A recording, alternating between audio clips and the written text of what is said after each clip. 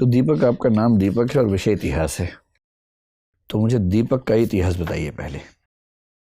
दीपक एक तरह से डिवाइस थी जिससे हम अंधेरे समय में प्रकाश कर लेते थे एक ज़माने में।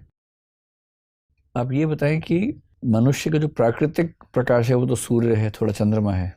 प्राकृतिक प्रकाश के अभाव में मनुष्य ने प्रकाश का अरेंजमेंट कैसे कैसे किया, इसका पूरा इतिहास 5 से 6 चरणों में समझाइए। सर, सबसे पहले आदिम समाज में जब अंधेरा होता था तो कुछ देखने की व्यवस्था नहीं थी, तो आदिम समाज ने आग का प्रयोग सर सबसे पहले किया। 2 पत्थरों को रगड़ के आग उत्पन्न किया। ठीक है। उसके बाद सर उसी आग के सहारे अपनी जीवन की सुरक्षा की। पर वो कंट्रोल कैसे होती होगी? जैसे एक पेड़ में आग लगा दी रात को देखने के लिए और सुबह तो जंगल सहा हो गया। सर पेड़ में नहीं, एक्चुअली लकड़ियों को इकट्ठा करके आग लगाते थे। ठीक है। धीरे धीरे कंट्रोल कर लेते। Yes sir. ठीक है। उसके बाद धीरे धीरे मनुष्य जागरूक हुआ, बौद्धिक चेतना का विकास हुआ, तो उसे पता चला कि इसके अन्य भी कार्य हो सकते हैं, तो रोशनी के अलावा खाना पकाने में। उसके बाद जंगली जानवर से नहीं, मुझे तो रोशनी के इतिहास में रुचि है, आग के इतिहास में नहीं। रोशनी करने के लिए पहले आपने बताया कि आग से लकड़ी जला ली। यस। उसके बाद इतिहास आगे कैसे बढ़ा? सर उसके बाद एक यज्ञ प्रकरण सामने आता है। दिन के समय जो वैदिक समाज था, या उसके पहले जो हड़प्पाई काल थे, तो जब नवपाषाण काल में आग की खोज, उसके बाद हड़प्पाई समाज में हम चरण में प्रवेश किए। उसके बाद सर आग से हमने ये देखा कि प्रकाश भी उत्पन्न किया जा सकता है, तो उसी को व्यापक मात्रा में एक दीप का प्रयोग करते हुए, जैसे मिट्टी के बर्तनों का चाक का प्रयोग करते हुए उसको प्रयोग में लाया गया, जिससे प्रकाश उपलब्ध हो सके। ठीक है। आगे जाकर इससे सर अग्नि को मतलब पूजा का महत्व दे दिया गया। अग्नि पूजन की बातें सामने बार बार प्रकाश के इतिहास से अग्नि के इतिहास पे शिफ्ट हो जाते हैं। मैं केवल प्रकाश का इतिहास पूछ रहा हूँ आपसे, है ना? अब तक मैं 2 ही पॉइंट समझ पाया हूँ आपके निबंध में से। पहला ये कि आग जलाई हमने। Yes sir. ठीक है। दूसरा ये कि हमने उससे दीपक जला लिया। Yes sir. उसके बाद बताइए फिर क्या हुआ? सर उसके बाद दीपक में सर सांस्कृतिक रूप दे दिया गया, जैसे हमारे महाकाव्यों से जोड़ा गया इसे। रामायण में आप फिर नहीं समझ रहे मेरी बात। आप जिस परीक्षा के लिए आ रहे हैं, जिस पद के लिए आ रहे हैं, उस पद की अपेक्षा ये भी होती है कि आपसे जो पूछा जाए आप केवल वही जवाब दें। ठीक है। मैंने आपसे सिर्फ इतना पूछा है कि अंधेरे के समय प्रकाश की जरूरत से निपटने के लिए मनुष्य ने इतिहास में क्या क्या उद्यम किए।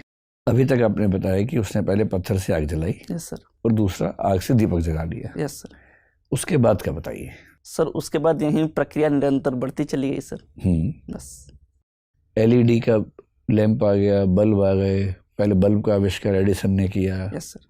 ये सब कुछ भी नहीं हुआ? सर मशालें बनी, वो सब नहीं हुआ इसमें? सर मुझे लगा आपने केवल दिए के उपलक्ष्य में पूछा है। नहीं, मैंने तो कहा कि मनुष्य के सभ्यता का इतिहास पूछा, प्रकाश का इतिहास पूछा। अच्छा चलिए, कोई बात नहीं। अब आप ये बताएं कि आप गोंड जनजाति से आते हैं, है ना? गोंड जनजाति का मुख्य इलाका तो मैंने सुना कि मध्य प्रदेश है, थोड़ा सा इलाका बिहार भी है। गोटुल क्या होता है? सर गोटुल एक मुख्यतः आवास होता है सर गोंड जनजाति में, जहाँ पे एक अविवाहित जोड़े को सर रखा जाता है। क्यों रखा जाता है? ताकि एक समझ विकसित कर सके और अपने जीवन साथी का चयन कर सके। मतलब एक ही जोड़े को रखते हैं या कई बच्चे वहाँ पर रहते हैं? एक कमरे में एक जोड़े को रखते हैं सर, ऐसे कई कमरे होते हैं। क्या ये कह सकते हैं कि वो को लिविंग का एक ट्रेडिशनल फॉर्मेट है, जो हमारे देश की ट्राइब्स में को लिविंग से बड़ी चीज़ें, जिसको आप डेटिंग से भी आगे बढ़ा के कोर्टशिप कह सकते हैं, वो व्यवस्था है? जी सर, एक दूसरे को समझने के लिए ऐसी व्यवस्था जनजातियों में की गई है। नहीं, वो केवल समझने का मसला है या उसमें फिजिकल रिलेशंस भी शामिल हैं? सर जहाँ तक मेरी जानकारी है, समझने का ही मामला है सर। अच्छा, मुझे ये बताइए कि ट्राइबल्स को सभ्य समाज से क्या सीखना चाहिए? ये तो दुनिया जानती है। सभ्य समाज को ट्राइबल्स से क्या सीखना चाहिए? ऐसी 5 बातें बताइए। सर सबसे पहले तो सर प्रकृति पूजा सीखनी चाहिए, जो वनस्पतियों की पूजा करते हैं।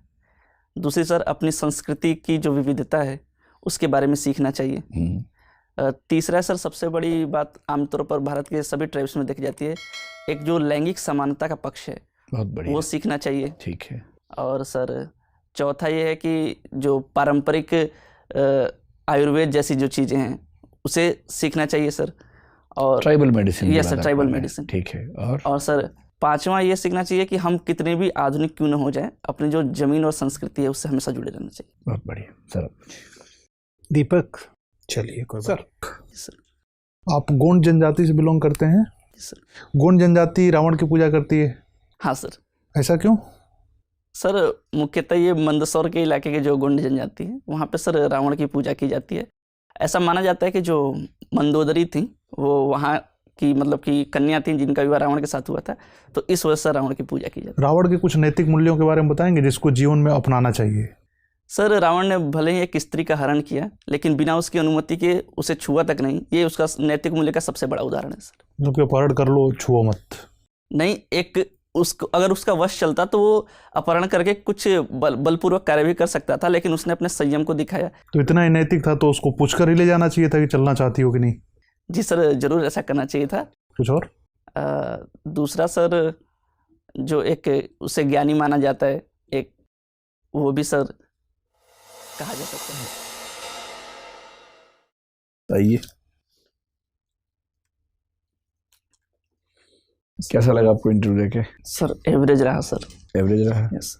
अब जैसे एवरेज रहा, ये खुशी की बात तो है नहीं, दुख की बात है, लेकिन आप इस पर मुस्कुरा रहे हैं, क्यों मुस्कुरा रहे हैं इस पर आप? सर अच्छा लग रहा है सर ऐसे इंटरव्यू देखे, बट रिजल्ट शायद एवरेज रहा। आपको क्या किसी ने सलाह दी है कि मुस्कुराना है बहुत ज़्यादा इंटरव्यू में? नहीं सर, ये प्रकृति है सर मेरी। थोड़ा सा नियंत्रण कीजिए। देखो, आपकी एंट्री बहुत अच्छी है, आपकी ड्रेस बहुत ही शानदार है, बहुत सुंदर आप दिख रहे हैं, कहीं कोई समस्या नहीं है। हो सके तो सॉक्स चेंज कर लीजिएगा, ब्लैक पहन लीजिएगा। देखो दीपक, आप ना जिन प्रश्नों के उत्तर आपको आते हैं, फैक्चुअल वाले प्रश्न, उसमें तो आप बहुत बढ़िया जवाब दे रहे हैं। जहाँ नहीं आते हैं वहाँ आप सॉरी बोल रहे हैं। सॉरी आपका मुझे ऐसा लग रहा है कि ठीक है, बस थोड़ा सा गति कम कर दीजिए। प्रश्न सुनते खटाक से सॉरी बोलते हैं, लगता है कि आप सॉरी ही तैयार करके आए थे कि बोल के दिखा दूंगा सॉरी, ऐसा ना लगे। बस है ना, थोड़ा सा गैप लेके ये लगे कि आप कोशिश कर रहे हैं याद करने की, फिर सॉरी बोल रहे हैं।